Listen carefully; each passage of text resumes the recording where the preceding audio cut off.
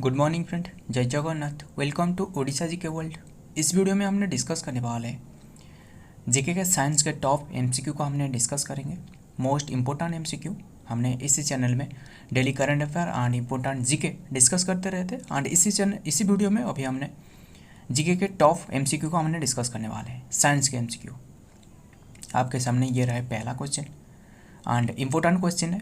आज की इस वेडनेसडे में टॉप क्वेश्चन को हमने डिस्कस करेंगे।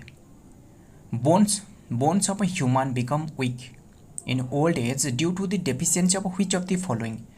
कौन सी किसके डेफिशिएंसी के कारण जो ह्यूमन के बोन ओल्ड एज में ये बिकम वीक हो जाती है, किसके डेफिशिएंसी के कारण? ये डेफिशिएंसी आपको पूछे तो पता ही होगा आपको, कैल्शियम होगा। ऑप्शन ए इज तो राइट आंसर, कैल्शियम की मात्रा कमी होने से कारण जो कि बॉडी में, ह्यूमन बॉडी में बोन वीक हो जाती है, जो कि ह्यूमन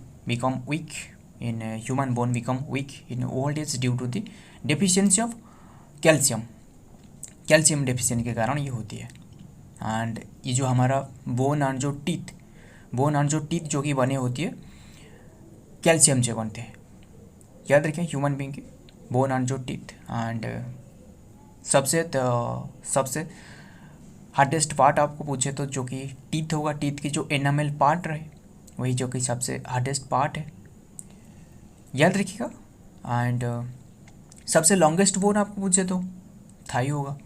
एंड ये जो ऑप्शन में जो रहे सभी को डिस्कस करेंगे। ये कैल्शियम हो गया जो कि ये ओल्ड एज होने से बोन वीक हो जाती है। एंड जो आयोडीन रहे, आयोडीन बी पर रहे आयोडीन, याद रखिएगा। आयोडीन के डेफिशिएंसी के कारण जो कि एक डिजीज होती है वो है हाइपोथायरॉयडिज्म, जो कि आयोडीन डेफिशिएंसी से होती है। आयोडीन जो कि सॉल्ट में आयोडीन होती है एंड इसका डेफिशिएंसी के कारण हाइपोथायरॉयडिज्म होती है, याद रखिएगा। एंड हाइपोथायरॉयडिज्म और भी उसे अंडर एक्टिव थायराइड भी कहा जाता है।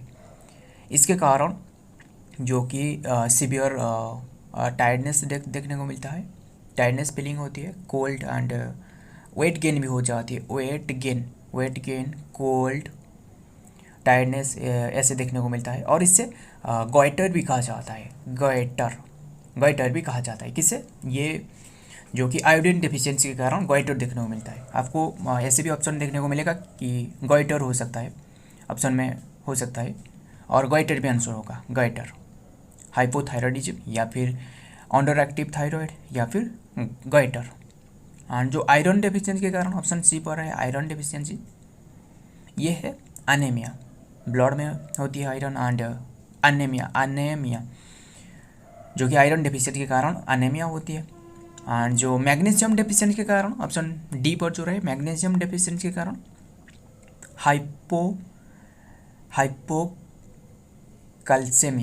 हाइपोकैल्सेमिया जो कि ये मैग्नीशियम डेफिशिएंसी के कारण होती है।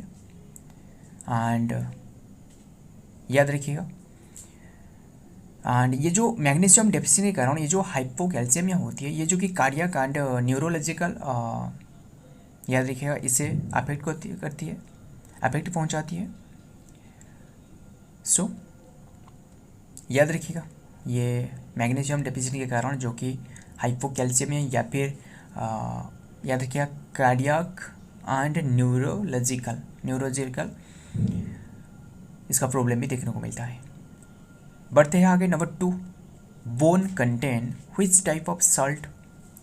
Bone contains which type of salt, bone में कौन सी टाइप की सॉल्ट पाई जाती है? ये है ऑप्शन डी से होगा कैल्शियम फॉस्फेट पाई जाती है बोन में। Next number 3, teeth are divided into how many types. जो टीथ रहे ह्यूमन बीइंग की, टोटल आपको पूछे तो जो अडल्ट के पास टोटल 32 टीथ होगा। एंड जो कि टीथ को डिवाइडेड करी गई है 4 टाइप्स में, ऑप्शन ए से होगा 4 types.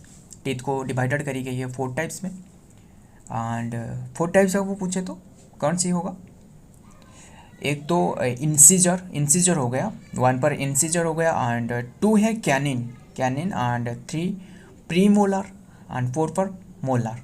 Incisor, canine, premolar and molar, ये डिवाइडेड करी जाती है टीथ को 4 टाइप्स में।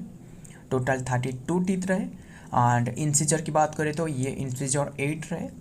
कैनिन जो कि 4 टीथ रहे। एंड प्रीमोलर 8 रहे एंड मोलर 12 रहे। Both upper jaw and lower jaw जो रहे इसके बारे में 8, 4 एंड 8, 12। इंसिजर 8 रहे एंड प्रीमोलर भी 8 रहे। कैनिन 4 रहे एंड मोलर 12 रहे। याद रखिएगा सारे के सारे। एंड इसे कुल मिला के 32 टीथ होगा। बट ये स्मॉल बेबी के पास तो मतलब जो अडल्ट नहीं है इसके पास 32 नहीं होगा। याद रखिएगा। और बस याद रखना। बढ़ते हैं आगे आगे क्वेश्चन की तरफ। ये रहे इंपॉर्टेंट क्वेश्चन है। By the time a child reaches 3 year, by the time a child reaches 3 year, then they can expect to have a full set of dash milk teeth, जो 3 साल या फिर 4 साल भी हो सकता है।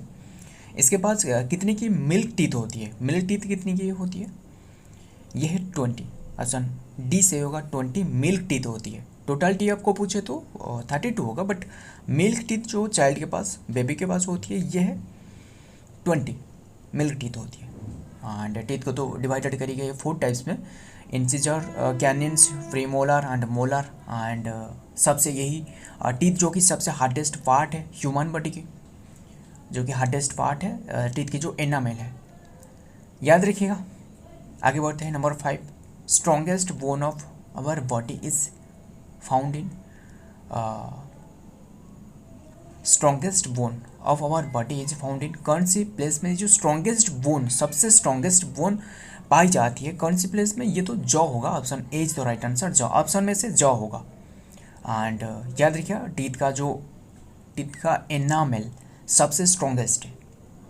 स्ट्रॉन्गेस्ट बोन पूछे तो बोन के मामले में ऑफ आवर बॉडी बोन, ये हड्डियों में ये जॉ होगा।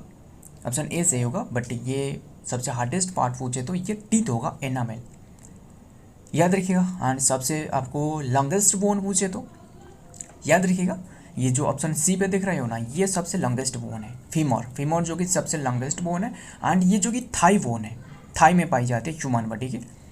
एंड जो बी पर है स्टेप्स, ये स्टेप्स जो कि सबसे स्मॉलेस्ट बोन है। देखिए सबसे लॉन्गेस्ट बोन पूछे तो ये फीमर हो गया, एंड सबसे स्मॉलेस्ट बोन पूछे तो ये स्टेप्स हो गया, बी पर जो है स्टेप्स। एंड ये ह्यूमन बॉडी की जो ईयर में पाई जाती है, मिडिल ईयर में। स्टेप्स सबसे स्मॉलेस्ट बोन है। ईयर में 3 टाइप की बोन रहे।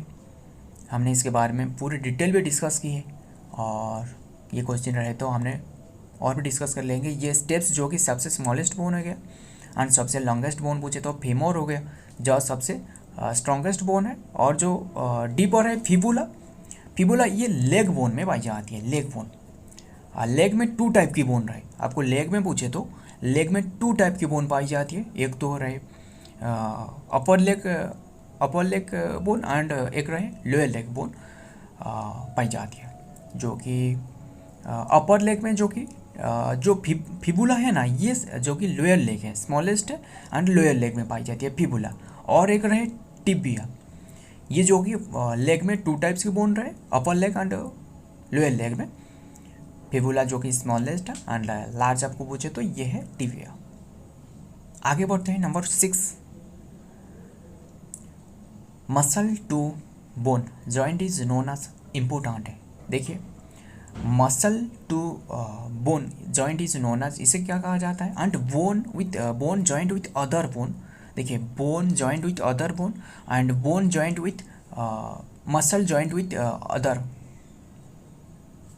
Muscle joint with bone. जो मसल जॉइंट बोन के साथ जो जॉइंट रहे, इससे क्या कहा जाता है? एंड बोन जो बोन के साथ जॉइंट रहे, ये जॉइंट को क्या कहा जाता है?